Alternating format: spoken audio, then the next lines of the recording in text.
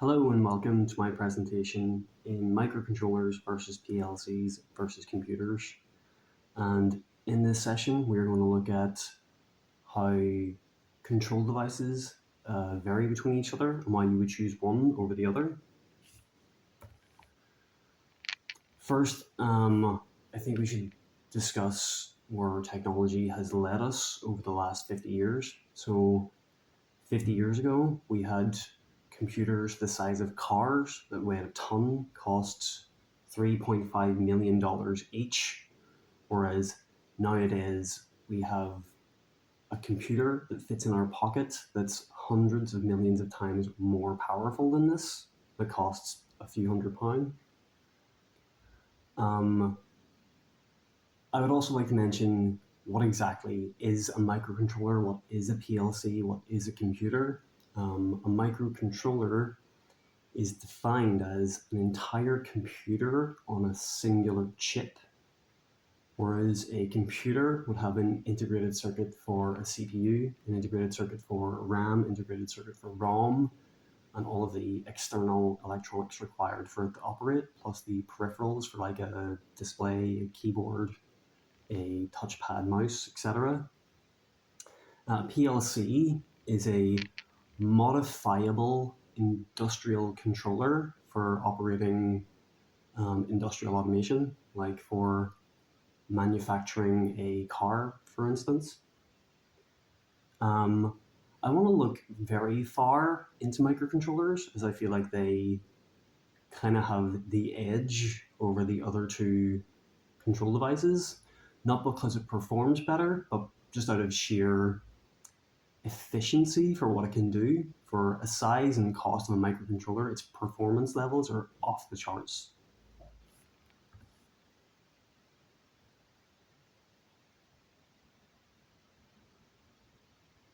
So yeah, a microcontroller has high levels of processing capability for what it can do. It's very cheap. Um, PLCs have as much processing capability as you can want because they're modifiable. If you don't have enough processing power and you're using a modular or rack-mounted PLC, you can just fit another CPU module. It does mean that you have to program it individually, but still potentially doubles your processing capabilities. Unfortunately, you can't modify a microcontroller, so to speak. Its memory and CPU is all integrated within it, so you can't modify it. You can use a master-slave system using the I2C bus, where two microcontrollers can talk to each other, and essentially one microcontroller gives all of its output and input pins to the other microcontroller, which I suppose you could say doubles its capabilities, but it's also very, very complicated to do this. In my opinion, you should just use a bigger microcontroller rather than having all the unnecessary complications of designing an embedded system with two microcontrollers and having to program both of them individually. Computers are the most advanced of the three in terms of programming all the software and designing the electronics itself. For the vast majority of electronics on Earth, they're controlled by a microcontroller because there's only certain applications you'd use a computer for and certain applications you'd use a PLC for. The vast majority of electronics are not that advanced, and hence you can control them with a microcontroller.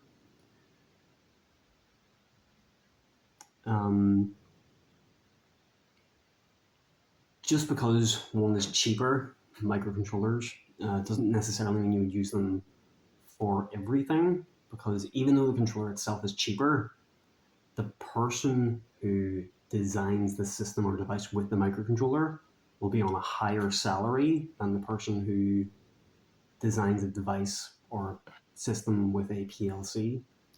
You need to be a very high-ranking electronic engineer to design a embedded microcontroller system, whereas you don't exactly need to be a physicist to design a PLC system. Designing a computer, like in terms of hardware, would be the most advanced of those three options, because you have to worry about how you're going to integrate RAM and ROM to the CPU, whereas the microcontroller has all that stuff already integrated into it. My senior supervisor has asked me to look at existing and new technologies and how choosing the right control system for the right application could increase efficiency.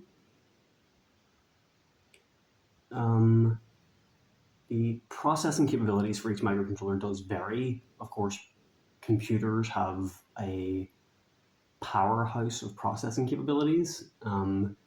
Microcontrollers have good processing capabilities for what they can do. There's a variety of microcontrollers with varying processing capabilities, but even a bad computer would vastly outperform a microcontroller in terms of processing capabilities. PLCs have fairly good processing capabilities, and as I said before, you can just modify them to have the processing capabilities you need to meet the application. I've carried out different research methods for gathering data to find out what the public thinks about these control devices, and carrying out interviews with other engineers to see how they feel about control devices. I wasn't surprised by the information I gathered from online websites that a lot of people didn't really understand what microcontrollers and PLCs and computers were for the right application. What did surprise me is that when I interviewed several engineers, they freely admitted that they knew absolutely nothing about what a microcontroller is or what it's used for, whereas I assumed they knew what they were, just not how to use them. That took me by surprise. University publications is the best thing to look at if you're looking to convey a point you're trying to make, because it wouldn't be a published article if it wasn't checked over by a university professor. So the likelihood that the information is incorrect is highly unlikely. So using different control devices, there are different levels of complexity. I would say in order of complexity, PLCs are the simplest, microcontrollers are the second most complicated, and computers are the most complicated in regards to designing hardware and programming software. Regarding robustness, computers and microcontrollers aren't necessarily designed for robustness. I mean, certain devices are, like certain smartphones are designed ruggedized to withstand people dropping them, but mostly PLCs are designed to be rugged to withstand motor vibrations in an industry. If a device requires a HMI, chances are it's above the capabilities of a microcontroller. I can't imagine an application you would use with a microcontroller that you need a HMI for. So you're either going to be using a computer like a smartphone or a tablet computer, or you're going to use a industrial HMI for a PLC to design the kind of like the health, if you want, of the system to display that everything's running smoothly. If a device requires peripherals, chances are you're only going to be using a computer. PLCs do have an RS485 port for connecting certain peripherals, but it's rarely used. Computers are mostly designed for using peripherals, like all of these fancy ports at the side of my laptop are peripheral ports for connecting fancy devices like the ones you see here.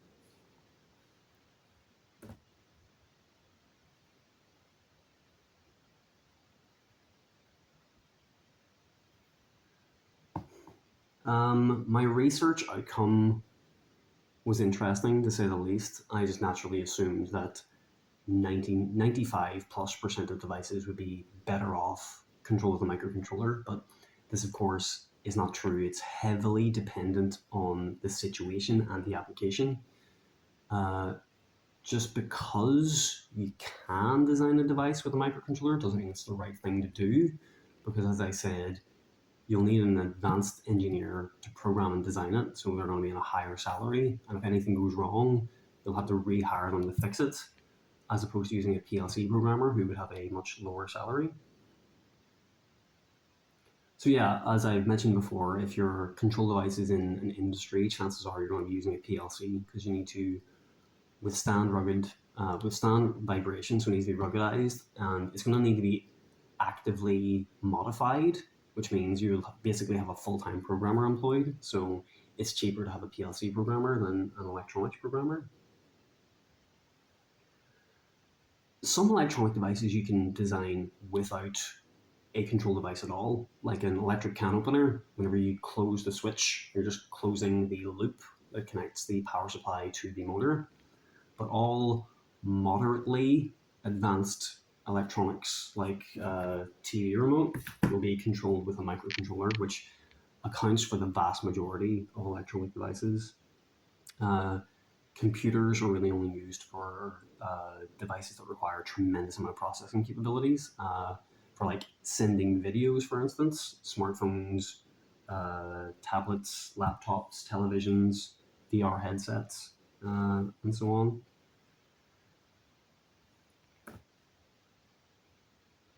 So yeah, to reiterate, I thought basically all electronics could be, not all electronics, but within reason, can be controlled by a microcontroller. And I thought that was a wise thing to do because their cost for processing capabilities is, like I said, off the charts high. But a microcontroller couldn't run this laptop. Maybe in another 20 years it can, but right now it can't, and we still need computers. Um, and computers are can probably be modified to get smaller. So like there's a computer in your smartphone, meaning that there's a separate chip for CPU, RAM, and ROM, but the phone itself is quite small. So it's weird to, for a lot of people, they don't think of a phone as a computer. Yeah, so just because a microcontroller is cheaper upfront, it's still going to be a lot more complex to design all those integrated circuits, and it's going to be a lot more time consuming. So if your industrial system was controlled by a microcontroller, there would be a lot more downtime if you had to modify it with a microcontroller programmer engineer than a PLC programmer.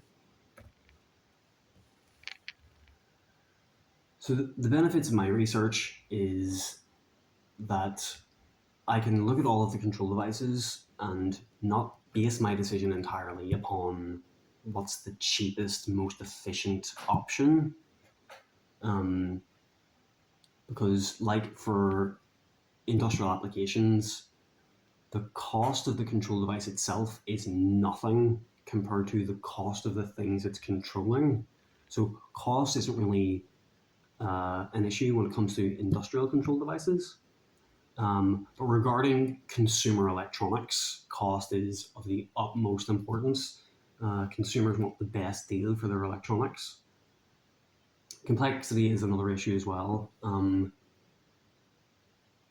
If you had to control an entire apartment block with a microcontroller, it would be very, very complicated. You would need a massive master slave system. It all need to be programmed individually, and you need an advanced engineer to program and design them all. So for that application, it would be wiser to use a industrial PLC. I would say the durability of PLCs would, of course, be higher than the rest. I would say microcontrollers and computers probably have about an equal durability. Some devices are designed to be waterproof, scratch resistant, but the vast majority of computers aren't really designed to be strong because you're not supposed to subject them to vibrations. So yeah, as I said before, efficiency isn't always the answer.